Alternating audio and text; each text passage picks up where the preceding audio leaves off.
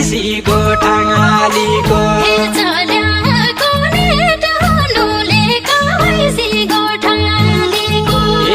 बेला भेट हुनु लेक जाति कुइराले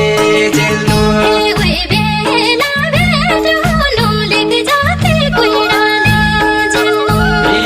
बेला भेट हुनु लेक जाति कुइराले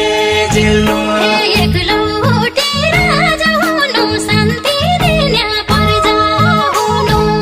एकलौटी राज हुनु शान्ति दिने पर्जा हुनु